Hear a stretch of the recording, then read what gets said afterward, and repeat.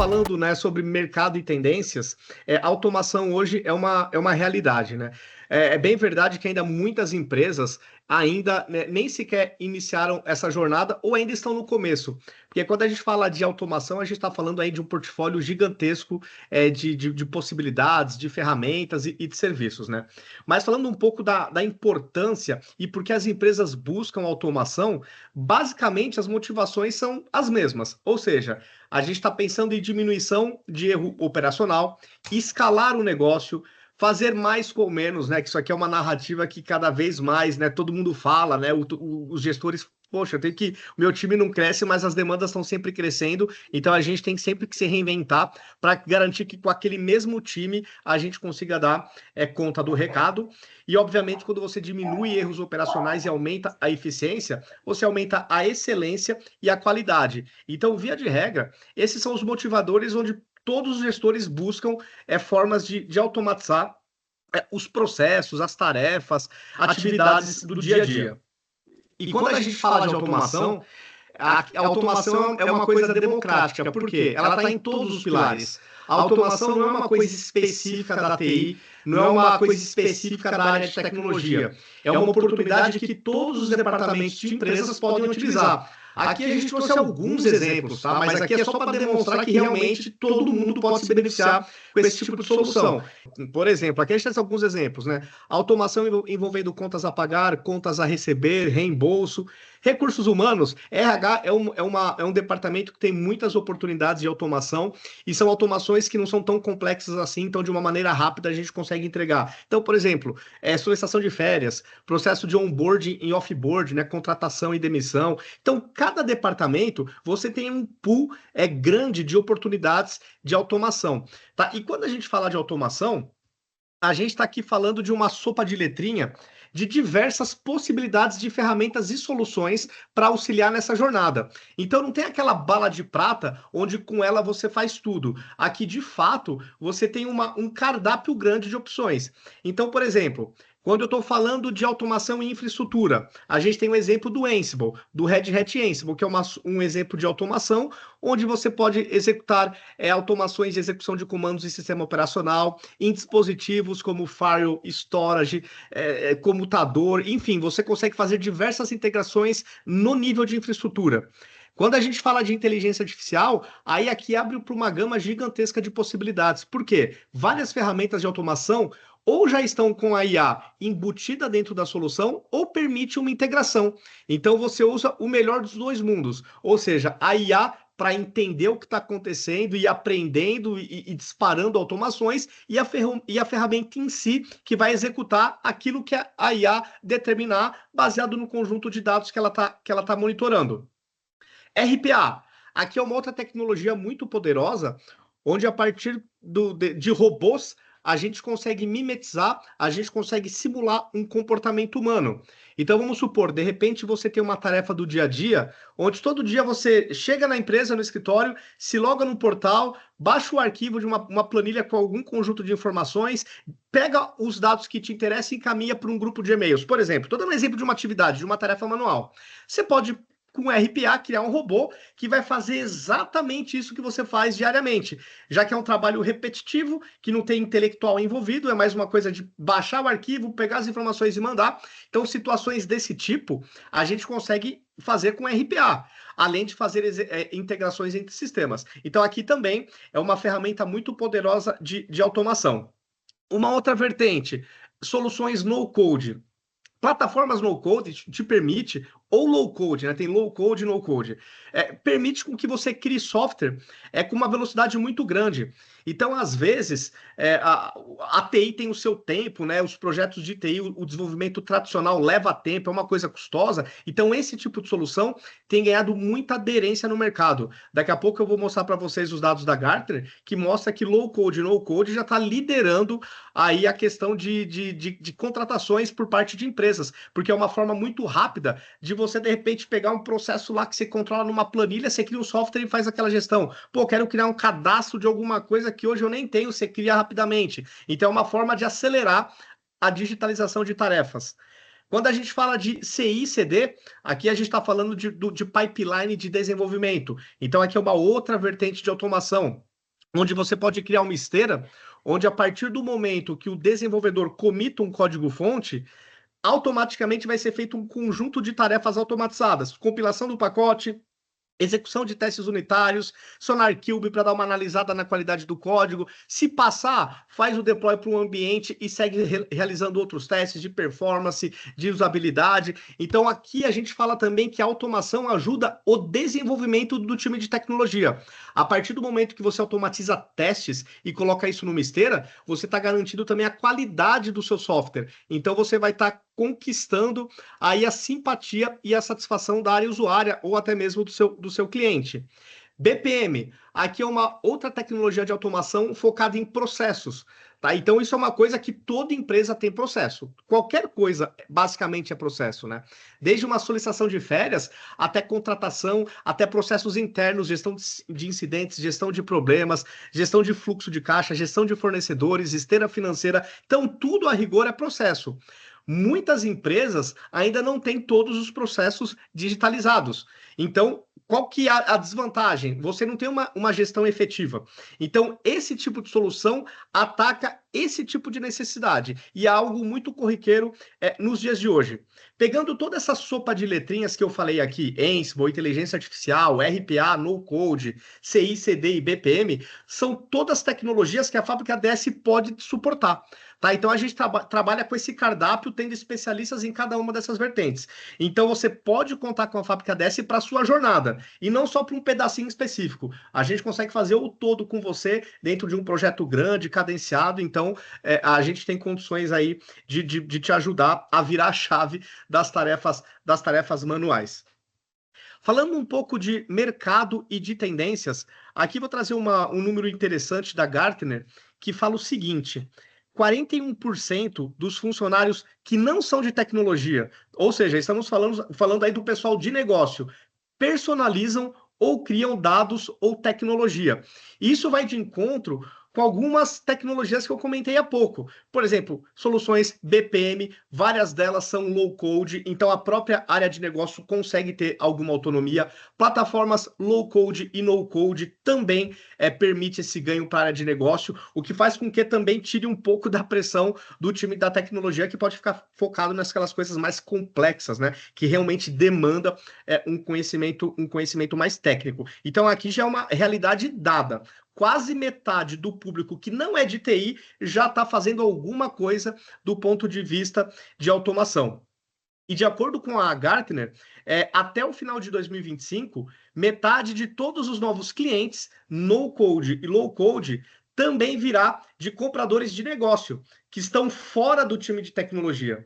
Tá? Então aqui a gente está falando de um paradigma que está mudando. Antes, tudo era centralizado num departamento de tecnologia e agora, a depender da necessidade, está ocorrendo uma certa descentralização. Obviamente, para questões que não são tão complexas, mas já está havendo, digamos, um pouco dessa descentralização, é o que indica o Gartner. E aqui eu trago alguns números onde eles colocam o top 3, né, das tecnologias de automação que estão assim, digamos assim, na crista da onda. Então, low code e no code está liderando. Tá? Então, hoje, de 2020, 21 e 22, já é a tecnologia disparada, mais utilizada, mais em ascensão nas empresas. Na sequência, vem BPM, que ainda que é uma tecnologia muito utilizada, muito necessária, tá? Então ela está na segunda posição, e RPA, que é aquela solução onde você consegue criar robôs para imitar um comportamento humano. Então, esses são o top 3, mas tem todo aquele outro cardápio que entra aqui no gráfico dentro da opção outros, tá? Então, só para vocês terem aí uma noção do que está mais latente, pelo menos nos dias de hoje, em termos de possibilidades de automação. E, Vini, só para a gente ter um pouquinho assim de visão do quão vocês estão já familiarizados com essas tecnologias, coloquem aqui no chat se vocês já têm algumas dessas tecnologias de RPA, de BPM, de low code, de no code aqui no chat, só para a gente ter uma visão de como é que vocês estão aí, como é que vocês estão organizados, estruturados. Boa. E se de repente alguém ainda não iniciou a jornada, ainda não tem nenhuma solução, coloque também. De repente a gente pode aí fazer um trabalho a quatro mãos e auxiliar vocês também nessa jornada. Fiquem à vontade, pessoal. E como o Vini bem falou aí, né, é uma jornada. Então, se vocês não têm nada ainda nesse sentido, quando a gente fala de automação, de digitalização de tarefas, basicamente a gente precisa dar o primeiro passo, né? O primeiro passo é o passo que vai levar vocês aí para esse futuro. Então, muitas empresas já estão muito maduras, outras não, estão começando agora, mas é assim mesmo, é uma jornada, você começa pequenininho, com um passinho, você vai eliminando uma planilha, você vai fazendo ali uma coisa que pode ser feita de forma automática, e a partir daí, naturalmente, vão sendo identificados ali novas possibilidades onde a gente pode automatizar. Falando um pouco aqui de digitalização de tarefas, né? E aí, na sequência, a gente vai entrar aí na nossa plataforma.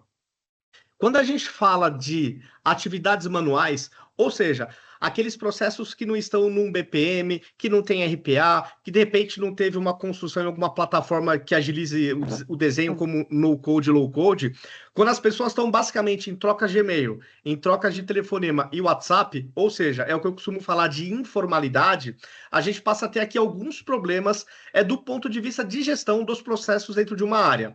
Então a gente passa a ter uma gestão dificultada, porque o gestor não tem visão. Se alguém perguntar para o gestor, o caso de tal funcionário, de tal cliente, está em que local, está onde no processo? Ele não vai saber responder. Ele vai ter que recorrer a alguém do time para conseguir esse posicionamento. A gestão do profissional, ela também é menos assertiva, daquele profissional que compõe o processo, porque às vezes você pode ter um time multidisciplinar, onde o seu processo passe por várias áreas, mas às vezes pode ter um trecho nesse ciclo de processo onde está tendo alguma demora. Essa demora pode ser porque o volume é muito grande para um time pequeno, ou às vezes pode ser um profissional com dificuldade. Então, às vezes, se você treinar, se você capacitar, você vai desafogar, desatar esse nó dentro do processo. Só que você só consegue ter esse nível de informação e de detalhe, de indicador, se o seu processo está numa ferramenta. Se ele está rolando nos bastidores, por trocas de telefonemas, e-mail, etc., o gestor está vendido. Ele não tem essa informação. Uma outra questão, rastreabilidade. Então, se não existe uma ferramenta central que vai conter as trocas de mensagens, as trocas de arquivos, o prazo de execução de cada etapa, o gestor também fica vendido. Porque onde ele vai buscar essa informação? Ele vai ter que buscar nos e-mails. E se ele não foi colocado em cópia em um e-mail? E se ele está num grupo de WhatsApp que está discutindo alguma coisa? Então percebam que a rastreabilidade fica muito prejudicada. Além da questão de baixa visibilidade, identificação de gargalos, que eu já comentei um pouco. Tá? Então, de fato, é muito importante você ter pelo menos uma forma padronizada e centralizada da gestão dos processos. Pelo menos isso, porque aí você não fica vendido nessas horas quando de repente acontece alguma coisa. Além da questão de riscos de não conformidade. Se o seu processo não está bem delimitado numa ferramenta, onde as pessoas são obrigadas a seguir o que está desenhado, o processo cada hora pode acontecer de uma forma. Às vezes vai pelo caminho mais longo, às vezes vai pelo caminho mais curto, justamente por não ter um padrão. E aí fica difícil também garantir a conformidade. Principalmente quando é um processo, por exemplo, de pagamento, né? A gente automatizou uma esteira financeira onde todo o processo de pagamento da empresa acontecia através de troca de e-mail. Então, você imagina auditar um pagamento que acontece através de troca de e-mail. Você não tem muita informação, você não tem rastreabilidade, você não tem visibilidade. Aquela pessoa pode sair de férias, aquela pessoa pode ficar afastada, sei lá, uma semana e essa informação ficar perdida no e-mail dela. A pessoa pode sair da empresa e as informações se perdem, né? Então, essa centralização e ter isso de forma controlada é bem importante. Exatamente. E aí a questão da falta de colaboração e comunicação formal entre departamentos. Eu chamo de formal aqui, tem uma ferramenta realmente onde a informação não se perca, ainda que o funcionário saia, nesse caso que a Kátia comentou. Então, isso é muito importante. Além das coisas mais, digamos, óbvias, né, de um processo não automatizado, custo operacional alto, erro humano, ineficiência, então tudo aquilo que a gente já sabe que é uma dor praticamente percebida de forma rápida, né, instantânea, aí pelos gestores. E quando a gente parte para uma digitalização, utilizando qualquer uma das tecnologias, né, de novo, aqui o cardápio é amplo, a gente passa a ter o custo do investimento nessa automação, ele acaba sendo recuperado no curto e médio prazo. Tem um case bem interessante da Prefeitura de Santos, onde eles digitalizaram processos, né, com BPM, onde só com a economia que eles tiveram, com papel e tinta de impressora, isso já pagou o projeto, por exemplo. Tá? Então, geralmente, esses processos de automação, eles saem, entre aspas, de graça, com a economia gerada no processo que antes era manual e nos problemas evitados, nas despesas desnecessárias, você paga esse projeto. E a partir daí é só lucro, vamos chamar assim, porque você está deixando de perder. Tá? Então, são projetos de fácil convencimento. Você convence facilmente o seu gestor, o seu diretor, falando, ó, em X meses a tendência, a gente consegue recuperar o valor investido na plataforma, tá? Então é um projeto realmente de fácil convencimento. E não são só os ganhos tangíveis, né? A gente não está falando aqui só dos ganhos financeiros, os ganhos intangíveis de amadurecimento, né, desses processos e até da equipe, eles também são muito relevantes. Não, exato, e o intangível também, né, Kátia, a questão da imagem da empresa ou do órgão público. Se a coisa flui naturalmente, com mais eficiência, com mais rapidez, com menos erro, é claro que você vai ter um ganho de imagem e de reputação, ou do seu CNPJ, ou da prefeitura, do governo do estado, enfim, de qualquer ente, tá? Então, a questão dos ganhos intangíveis também é bem importante. E esses ganhos se refletem até no time interno, né? Sim. A equipe de trabalho, uma equipe que trabalha mais feliz e mais organizada, consequentemente, ela é mais motivada, ela rende mais. Sim.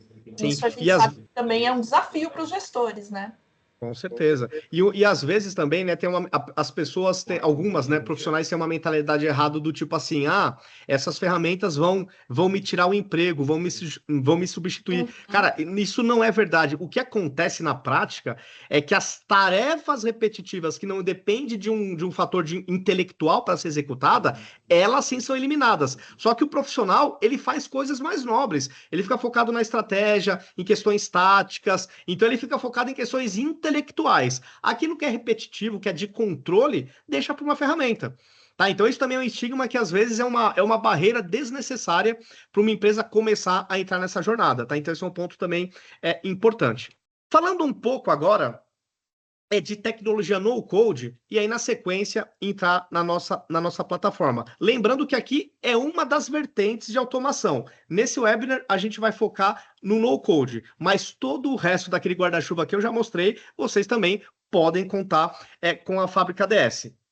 Para eu explicar um pouco de tecnologia no-code, eu vou explicar um pouco o processo tradicional de software e aí fazer essa comparação. Hoje, se você cria um software pelo modelo tradicional, você vai ter lá um time de tecnologia, um time que é caro, e depois da pandemia ficou ainda mais caro, onde você vai ter, geralmente, um arquiteto, um líder técnico, um pool de desenvolvedores, um desenvolvedor de front-end, desenvolvedor de back-end, enfim, você vai ter um time aí não desprezível do ponto de vista de custo, no mínimo. Tá? É um time que aí tem o seu valor. E no modelo tradicional de desenvolvimento, o processo não é tão rápido assim, porque você tem a fase do entendimento, de desenho da arquitetura da solução, depois você entra para a implementação das funcionalidades, testes do desenvolvedor, depois testes dos usuários, ajustes e correções que vão surgindo ao longo dessa jornada. Então, é um processo que, além de caro, ele leva o seu tempo. Não estou falando que se isso é bom ou ruim, só estou falando que essa é a característica de um processo tradicional de desenvolvimento.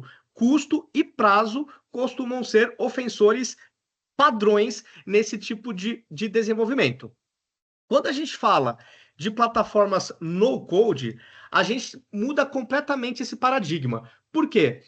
Numa plataforma no-code, você não precisa se preocupar, por exemplo, com a definição da arquitetura do software que você vai construir. Por quê? Você vai fazer uma plataforma que já tem uma arquitetura definida, já tem um padrão estabelecido. Então, nessa fase de design, você já ganha tempo. Quando você entrar na fase de construção, de codificação, aí os ganhos são ainda maiores, porque você não vai depender de ter um time lá com meia dúzia, 10, 15 desenvolvedores para fazer um projeto. Com um time reduzido, você também vai conseguir dar conta do recado. Ou seja, a plataforma no-code te permite produzir muito mais. Ou com um time reduzido, ou você pode até manter o time com o mesmo tamanho, só que ele vai entregar muito mais. Então, com esse tipo de solução, a gente está falando de produtividade, prazo e custo.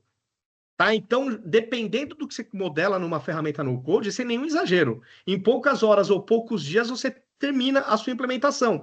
Então, você consegue até se tornar mais competitivo. Se você for uma consultoria de TI, por exemplo, não é incomum, às vezes, você perder alguma proposta porque o cliente não tinha budget, ou então o prazo era muito longo e ele tinha uma oportunidade de negócio que não dava para esperar esse prazo. Então, nessas horas também, as plataformas no-code entram assim como uma mão na luva, quer seja pela questão prazo, quer seja pela questão custo. Então, aqui eu listei, né, as vantagens desse tipo de solução. Já falei várias delas: prazo, custo, facilidade nos ajustes e customizações. Como dentro de uma plataforma os padrões já estão estabelecidos, então esse tempo você não tem. Ah, se o usuário pedir para tirar um campo, colocar um campo, cara, isso aqui você faz em minutos, você faz em segundos, tá? Então, até mesmo esse custo de ajustes pontuais em tempo de homologação, eles acabam sendo absorvidos, o time nem sente. Em termos de prazo, o projeto não é nem impactado.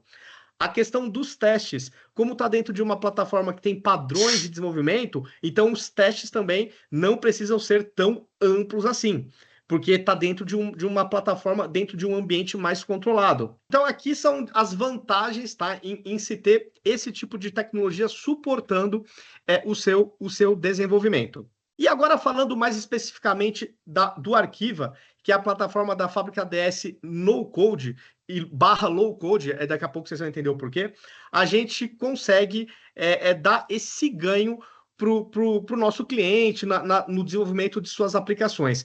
Eu vou dar um overview dos principais recursos e da nossa plataforma, da arquitetura do Arquiva. E aí, depois, na sequência, vou falar de alguns cases brevemente, só para vocês verem, né, do potencial da ferramenta, e aí a gente vai para um hands-on. Então, o Arquiva, falando um pouco da arquitetura, vou tentar não ser muito técnico, mas tem gente da TI, acho que é importante falar como ela foi construída em cima de uma estrutura bem conceituada, bem moderna. O Arquiva já foi construído em cima de uma plataforma baseado em Kubernetes, baseado em containers, microserviços. Então, isso significa dizer que todas as aplicações que você criar no Arquiva, toda vez que você cria uma tela, automaticamente por trás é criada uma API, e essa API é um microserviço. Então, se eventualmente você criou uma funcionalidade que, por exemplo, na hora do almoço tem 5.000 acessos, tem 20.000 acessos, esse tipo de arquitetura, ela permite se auto-escalar para garantir com que, a despeito dos acessos que estão crescendo no curto intervalo de tempo, as pessoas não tomem um timeout, não fiquem com uma lentidão, porque ele vai criando novos microserviços a cada nova requisição daquela mesma funcionalidade. É claro que isso depende de uma infraestrutura compatível com a demanda. Se a sua infraestrutura for compatível, do ponto de vista de recurso computacional, a nossa arquitetura, de forma inteligente, vai sempre se autoescalar e liberando recursos a depender das requisições e da demanda em um dado momento. Tá? Então, isso que é o legal de ter uma arquitetura moderna, já baseado nesse conceito aí de containers e de microserviço. Além disso, o Arquiva já vem com SSO integrado, ou seja, uma plataforma de autenticação e de autorização. Então, todas as aplicações que você criar no Arquiva, você não tem que se preocupar com tela de login, você não tem que se preocupar em fazer uma integração com AD, com LDAP ou com qualquer outra forma de estrutura de dados onde estejam o seu usuário e senha. Você aponta para onde está essa informação e a nossa plataforma se integra. E a partir daí fica transparente. E uma outra coisa legal, se você quiser criar uma aplicação para o cliente, para o usuário final na ponta, você pode habilitar também autenticações por redes sociais. Então, Facebook, LinkedIn, Instagram, X, até mesmo pelo GitHub. E o Gmail. Tá? Então, isso é uma mão na roda para você criar produtos. E, basicamente, o que você tem que fazer é configurar a plataforma, indicar quais formas de autenticação você quer liberar para o seu cliente. E ele também já vem com aqueles recursos tradicionais, do tipo esqueci minha senha, me mantém autenticado, autenticação de duplo fator. Tá? Então, isso tudo já está pronto. Você vai marcando o que você quer disponibilizar ou não. Então, você, de fato, fica focado na modelagem da sua aplicação. Porque todo o resto, a nossa arquitetura vai prover para você, de uma forma muito, muito simples e intuitiva. Uma outra coisa bacana que eu acho que é um diferencial do Arquiva em relação à concorrência. O Arquiva vem com um módulo que chama Nodify, que é um barramento de integração low code. Então, às vezes tem situações que não tem como você implementar de ponta a ponta de forma no code. Às vezes você vai precisar escrever alguma linha de código, alguma coisa que seja mais complexa, você vai ter que abstrair em código. Aí você vai para esse módulo chamado Nodify, que é um barramento de integração, onde você pode criar uma API e colocar toda essa complexidade. Aí você faz a sua telinha do arquivo, chama essa API para fazer um dado processamento, por exemplo, ou até mesmo integrações. Como ele é um barramento de integração, você pode criar uma API para ler dados de tabelas, de quaisquer banco de dados. Você pode criar uma API que vai chamar outras APIs para compor um retorno, que vai ler arquivos, que vai se integrar com dispositivos conectados ao servidor, aquela questão do internet das coisas. Isso tudo, esse barramento provê. Então, se você quiser criar uma aplicação que faça interface com qualquer um desse universo, esses itens do universo, você vai conseguir. E o legal é que ele é uma plataforma baseada em fluxo visual. Então, por exemplo, eu quero criar uma API que vai ler dado de uma tabela. Então, você arrasta a caixinha do banco de dados que você utiliza. E aí você configura dados de conexão, escreve a sua query e pronto, você está com a sua API prontinha. Eu quero criar uma API que vai chamar outras APIs. Beleza, você arrasta a caixinha de chamada de API, coloca a URL da API que você quer consumir, os dados de conexão e trata o retorno. Então, assim, é de forma muito amigável e muito rápida. E se precisar escrever código, aí você pode. E a única linguagem de programação que você tem que conhecer é JavaScript, que é uma linguagem bem comum, que farta documentação. Então, se você precisar, você tem esse módulo também para abstrair alguma complexidade maior. O arquivo ele composto de 2 módulos. O Designer, que é onde você vai criar as suas aplicações, tá? Então, onde você, de fato, vai utilizar lá os conceitos de arrastar e soltar. Aqui eu até coloquei uma animaçãozinha, e é exatamente assim que a gente cria uma tela. Eu vou mostrar para vocês daqui a pouco. Você vai criando os campos, vai arrastando e soltando, e você vai definindo o layout da tela. E você tem um viewer, que é aquela engine que vai interpretar e executar tudo que você criou dentro do Designer.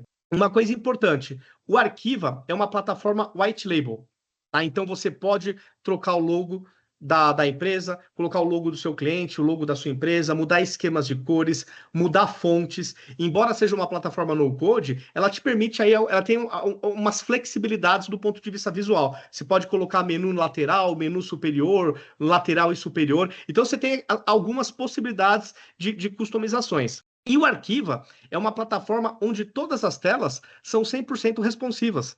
Tá? Então você pode abrir de celular, você pode abrir de tablet, pode abrir do computador, que sempre vai ter uma navegação adequada e compatível com o tamanho de tela do dispositivo que você está acessando. Então nós temos clientes que criaram aplicações onde parte do time acessa de computador, porque está no escritório, e parte do time acessa de tablets e celulares, porque estão no chão de fábrica.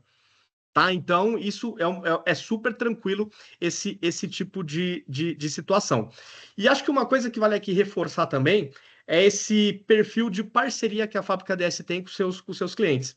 Então, a gente tem um time que mantém um produto e a gente está constantemente evoluindo e criando novas versões.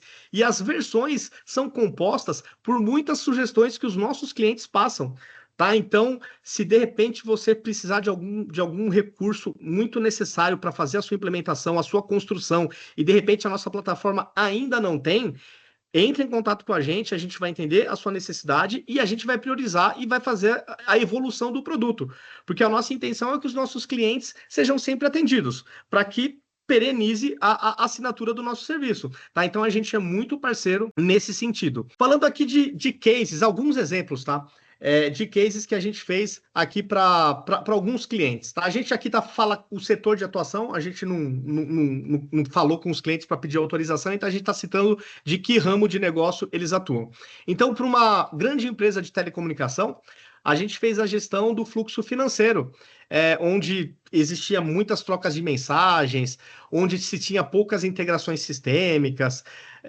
O processo era, digamos assim, fora de controle porque estava baseado na informalidade. Então, a gente utilizou a nossa plataforma para fazer toda essa orquestração, integração e digitalização das tarefas manuais. Tá? Foi um case bem legal. Aqui num cliente da indústria de tratores, uma montadora, a gente fez a parte de gestão de estoque, onde eu até comentei, né, que eu comentei há pouco que tem um cliente nosso que parte dos usuários acessam de computador e outra parte acessa do chão de fábrica. Essa questão da gestão de estoque. Então, aqui, o pessoal que está no chão de fábrica, através de QR Codes, vai lendo, né, as informações dos itens que chegam no estoque, dos itens que saem, e dessa forma a gente vai fazendo todo esse controle. Tá? Então, aqui foi um case bem legal também, onde a interface de acesso é variada, tablet, computador, desktop, tá? Então, um case bem legal. Numa empresa do setor de saneamento básico, a gente fez toda a digitalização de tarefas que antes o superintendente fazia através de planilha Excel. Então, ele tinha lá várias planilhas, e aí, diariamente, ele faz reuniões, né? Fazia reuniões com os gestores, com os coordenadores, para atualizar os dados. A gente entendeu mais ou menos o que ele controlava, e a gente foi digitalizando essas tarefas, foi criando atividade para os gestores, para os analistas, de modo que toda vez que o gestor entra agora no sistema, ele tem os dados sempre atualizados, sempre online. Não tem mais que ficar correndo atrás para manter planilha atualizada. Gestão financeira, gestão de pedidos de forças de venda, enfim, aqui a gente tem uma gama gigantesca de exemplos. E para finalizar, para não me estender muito nesse Vou só fazer um slide. comentário, Vini, antes de você seguir. Sim. Uma coisa muito comum nos nossos clientes é atender a necessidades que o ERP não atende. Então, a gente sabe que o ERP é uma grande força dentro das empresas, mas a gente também sabe que ele não faz tudo, ele não faz 100% das necessidades, principalmente quando envolvem aí as áreas de negócio. E a gente consegue integrar facilmente o Arquiva ao ERP. Por exemplo, essa gestão do fluxo financeiro, a gente tem integrações com o SAP, a gestão do estoque na indústria, a gente também tem integração com o RP. A maioria aqui desses casos, a gente tem integrações com o RP. Então, o Arquiva vem como um apoiador também da área de negócio para que a gente possa atender necessidades, integrar com o RP e tirar um pouco dessa complexidade quando a gente fala de integrações. Exatamente. E aí, para finalizar, eu sempre cito, né, a Fábrica DS, né, porque a gente faz a plataforma e a gente faz jus ao mérito e às qualidades da plataforma. Por quê? O nosso portal de negócios interno da Fábrica DS foi 100% feito em cima da nossa plataforma. Então, por exemplo, a gente tem lá diversos assuntos: gestão de projetos, lançamento de timesheet, aprovação, propostas comerciais, gestão de propostas comerciais, gestão de capacitação e treinamento, gestão dos clientes. Todas as funcionalidades do nosso portal de negócio 100% modelado no Arquiva. Eu costumo dizer que o Arquiva, ele é um caderno em branco, e isso é uma verdade, porque ele é uma plataforma para você criar software. Então, se você tiver a sua necessidade bem definida, bem especificada, o Arquiva vai te atender. Ou de maneira 100% no code, ou se precisar, você vai na perninha do Nodify e faz de forma low code. Mas você vai conseguir, para quase que 100% dos casos, construir, implementar o seu software à sua necessidade, tá? Agora, eu vou para a parte mais legal. Eu vou fazer o hands-on, eu vou fazer aqui uma rápida demonstração. Então, aqui eu vou fazer um sistema, tá, que a gente chama que é CRUD, né? Ou seja, cadastro, lista, alteração, consulta e exclusão. Para vocês verem como que é rápido. Aqui eu não vou ter tempo de fazer nada mais elaborado. Então, caso vocês se interessem, a gente pode, num segundo momento, marcar uma reunião com os interessados para entrar em mais detalhes da plataforma. Aqui a ideia é dar um overview e vocês entenderem o modus operandi da nossa solução e o quão simples, de fato, ela é intuitiva na criação de software. Bom, esse aqui, então, é o nosso designer. Aqui é onde a gente cria as aplicações, né? Onde a gente está desenvolvendo o software. Então, aqui a gente tem a seção de módulos, onde ficam, de fato, as aplicações que você modela. Aqui a gente tem uma seção para campos genéricos. O Arquiva permite que você crie campos que possam ser reutilizados em outras aplicações. Por exemplo, CNPJ, CPF, esses campos que são comuns aí a quase todas as aplicações, você pode criar de forma genérica, com as validações, com as formatações, e aí você consegue reutilizar. Máscaras, mesma coisa. De repente, máscara para telefone, para CPF, CNPJ, matrícula, coisas desse tipo. Se elas são recorrentes no seu universo de aplicações, você pode criar máscaras genéricas. E aqui um ponto que eu queria também destacar é a parte de integrações. Então, se você quiser criar aplicações que se integrem com outras aplicações através de APIs, você consegue, tá? Então aqui eu até fiz o cadastramento de uma API que eu vou utilizar aqui na minha POC, que ela, dado um CNPJ, ela bate nessa API, que vai na Receita Federal e me traz algumas informações desse CNPJ que eu digitei. Então, aqui você cadastra uma API que você quer consumir, você coloca a URL, os dados de autenticação, né? Qual que é a entrada e a saída da API, e ela fica disponível para você utilizar nas suas aplicações, caso você precise fazer integrações com outros sistemas. Tá? Aqui, vou fazer um sistema de cadastro de fornecedor de empresas, e aí vocês vão ver como em, sei lá, 5, 10 minutos, a gente consegue fazer um CRUD completo. Vamos lá criar aqui a nossa aplicação. Então, vou chamar ela de fornecedores. Legal. Então, agora, a primeira etapa é criar a aplicação. A segunda é você criar a estrutura de dados. É você identificar as informações que você quer capturar em tela, modelar essas informações e depois criar as telinhas. Então, aqui vou criar a estrutura chamada fornecedor.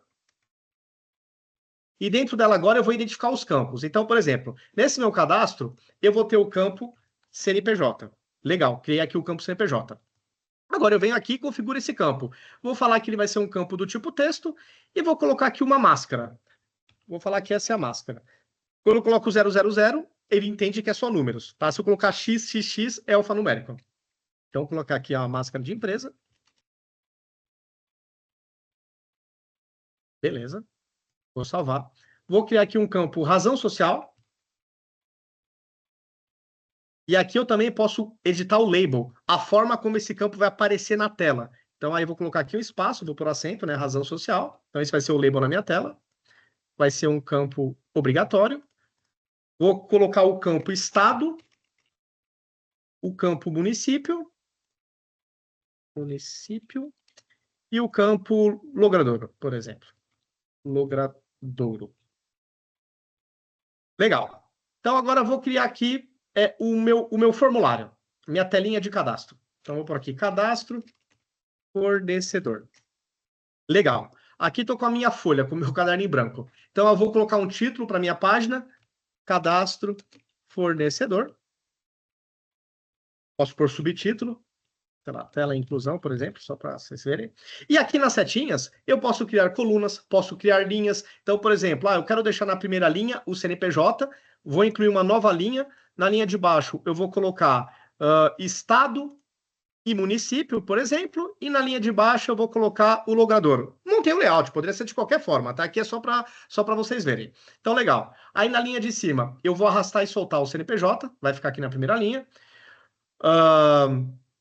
Vou pôr a razão social ao lado também do CNPJ. Aí a razão social, vou pôr aqui ao lado do CNPJ.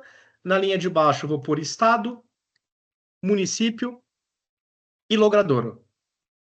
Legal. Montei aqui a minha telinha. E vou colocar um botão salvar. Salvar registro. O botão vai ter um rótulo, um label de salvar. Aí eu vou colocar esse ícone aqui de gravação. E vou deixar o botão azulzinho, por exemplo. Pô, legal. Já criei aqui a minha tela de inclusão, que eu vou também utilizar para consulta e alteração. Bacana. Agora eu vou criar a minha visão. Visão são aquelas telas que listam registros de uma tabela. Tá? Então, e a partir da ação, eu posso colocar comandos de alterar, excluir, exportar. Aí eu posso criar qualquer tipo de ação que eu quiser. Então, vamos criar aqui a tela lista fornecedores. Por aqui, título lista. Aí, nessa minha lista, eu vou falar que eu quero que seja colocado o campo CNPJ, estado, município e razão social. Pô, legal, já criei minha tabelinha aqui que vai listar os registros. Bacana. Não gostei dessa ordem. Quero deixar a razão social do lado do CNPJ. Volto em propriedades, ordenação e deixo a razão social do lado do CNPJ. Legal.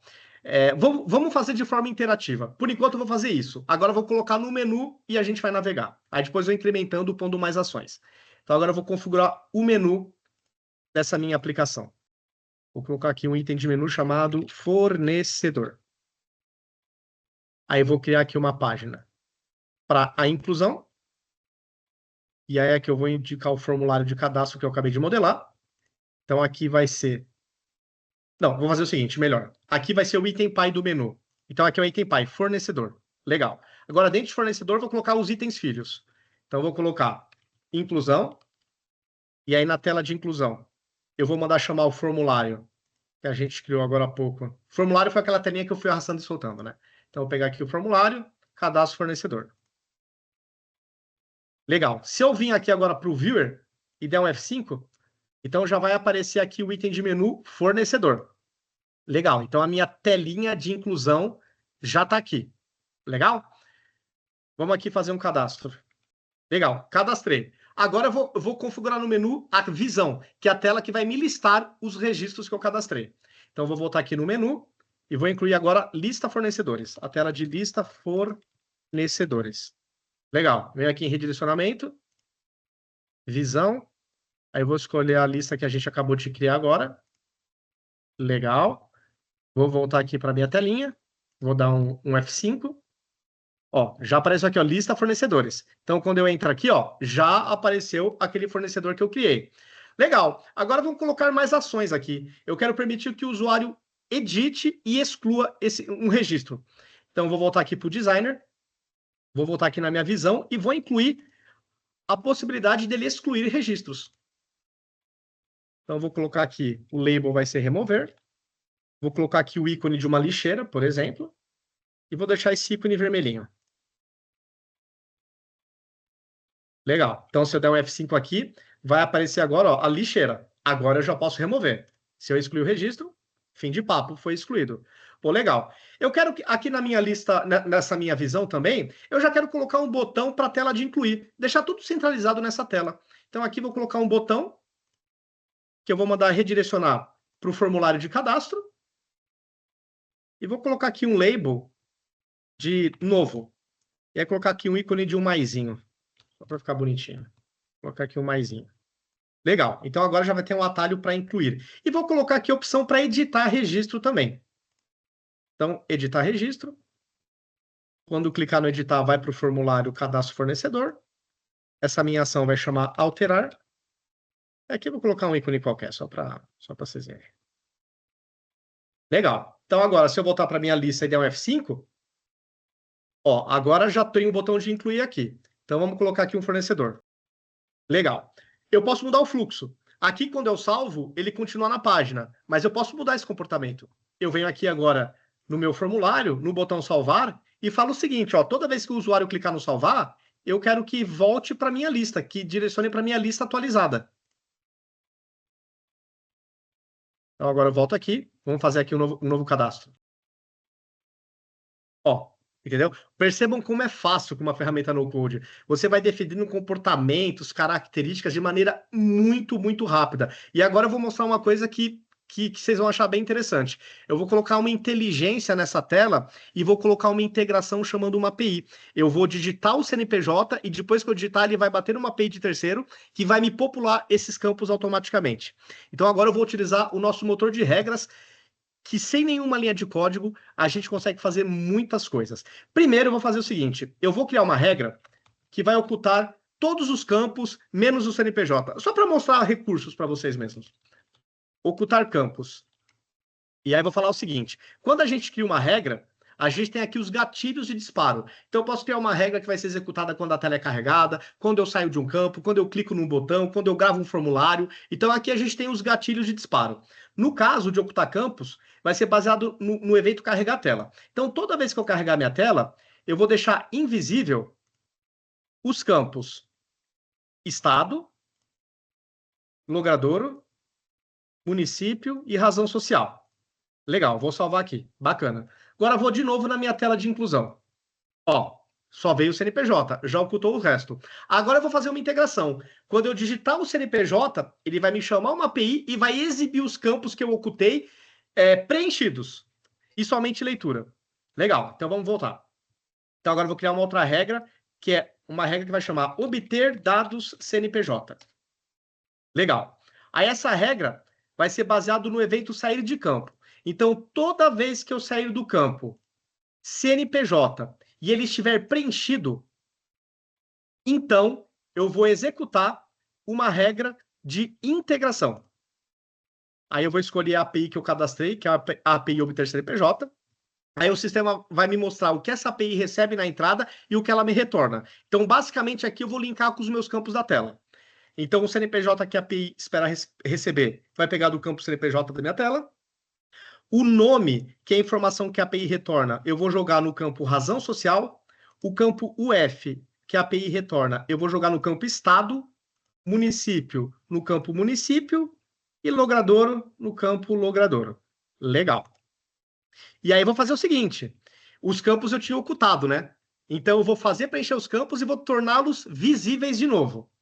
Então, eu venho aqui agora e vou tornar visível os campos estado, logradouro, município e razão social.